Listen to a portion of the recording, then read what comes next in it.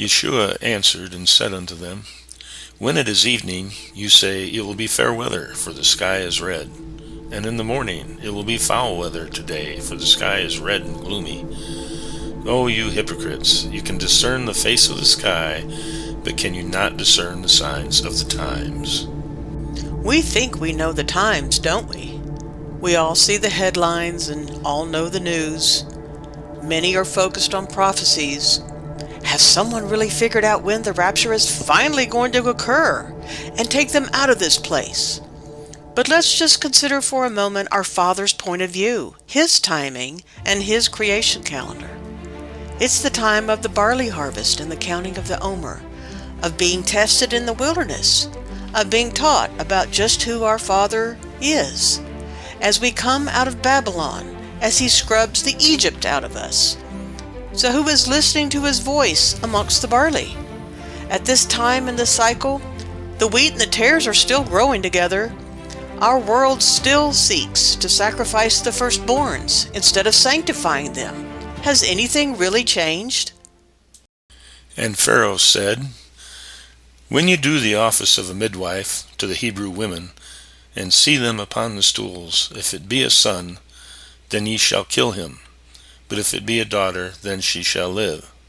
And now Moses shall say unto Pharaoh, Thus says Yeshua, Israel is my son, even my firstborn. Let my son go, that he may serve me. And if thou refuse to let him go, behold, I will slay thy son, even thy firstborn. Sanctify unto me all the firstborn. Whatsoever openeth the womb among the children of Israel, both of man and of beast, it is mine. I will instruct you and teach you in the way you should go. I will counsel you with my loving eye on you. I will keep your going out and your coming in from this time forth and forevermore. Are your children sanctified, trained, and under the care of a loving Yahuwah Elohim? Are you? Or are they all alone on their journey through the wilderness of this modern world, unprepared for what they may meet on the winding road?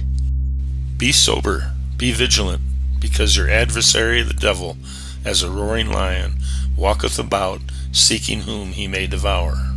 Now this adversary has been around for a long, long time. Even Noah and his kids encountered them on this side of the flood. Noah was a just man and perfect in his generations, and Noah walked with Elohim.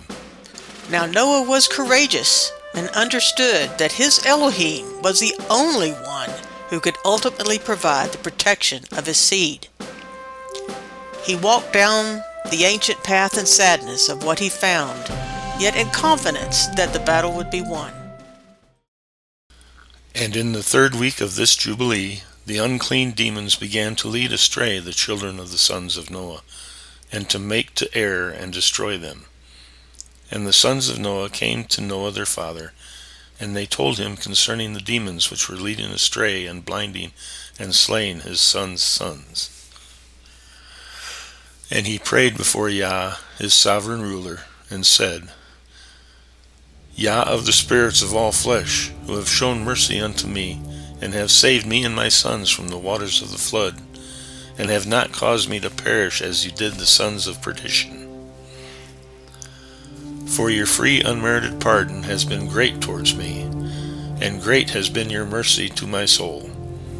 Let your free unmerited pardon be lifted up upon my sons, and let not wicked spirits rule over them, lest they should destroy them from the earth. But do bless me and my sons, that we may increase and multiply and replenish the earth. Noah prayed earnestly for the protection of his seed to Yahuwah, who listened to him and intervened on his behalf. We are here this day because of his relationship to Yah. In the days of Abraham, he had to protect seed as well. Before he married Sarai and had any children, he knew the value of protecting the seed of all kinds, including crops. The Book of Jubilees tells the story of his bravery and care for the survival of his community.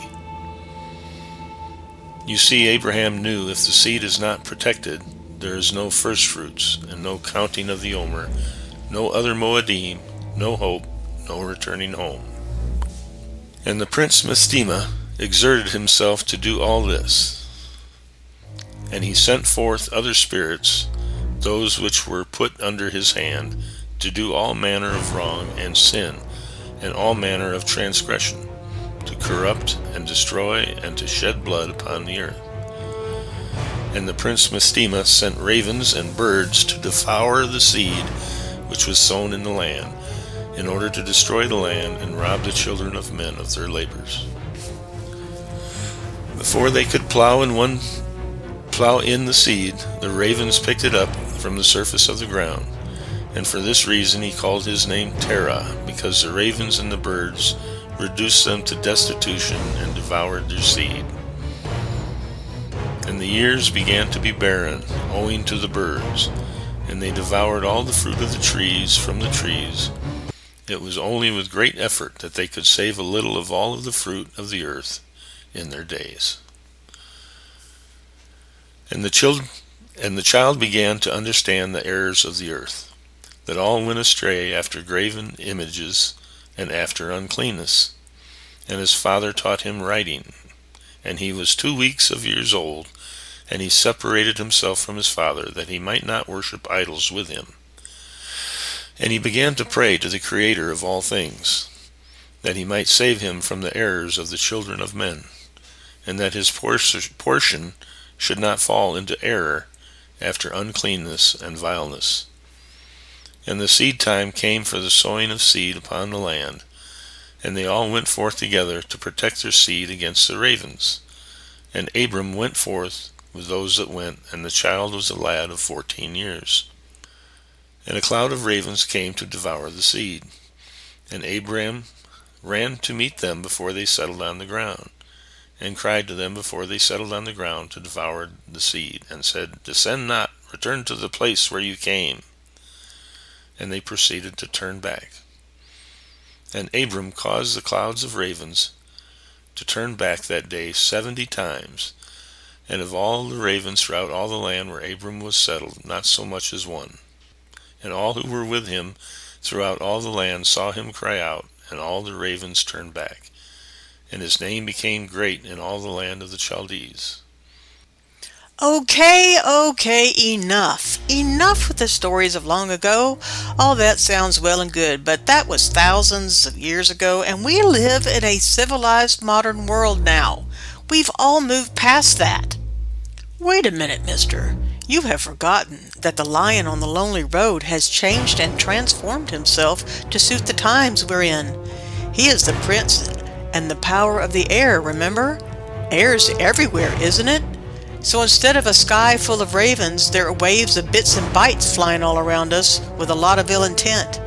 A thief easily sneaking into your house. Is this how your family communicates now at the dinner table? Sadly, this has become the norm. These children may very well be the ones who walk alone down that same path that Noah, Abraham, and others have traveled, where the adversary waits to pounce. So here is our modern man, on the modern day path, going through the civilized jungle of this age and running for his life, because he finally realizes that this adversary is the ancient one of long ago. And as he struggles by himself, he knows he's going to possibly lose everything he holds dear, including his own soul. That is, unless he follows the firstborn of all creation, who taught us to obey our Father's instructions and set apart our children, as we are all to be grafted into his family. All children need redemption, especially the firstborn, as they are the prime targets for that lion awaiting them on the path. Sanctify unto me all the firstborn. Whatsoever openeth the womb among the children of Israel, both of man and of beast, it is mine. I will instruct you and teach you in the way you should go. I will counsel you with my loving eye on you. I will keep your going out and your coming in from this time forth and forevermore. Be the parent who rescues the kids, the lonely, and the orphans. The religion that God our Father accepts as pure and faultless is this: to look after orphans and widows in their distress, and to keep oneself from being polluted by the world. Suppose a brother or sister is without clothes and daily food. If one of you says to him, "Go, I wish you well, keep warm and well fed," but does nothing about his physical needs, what good is it?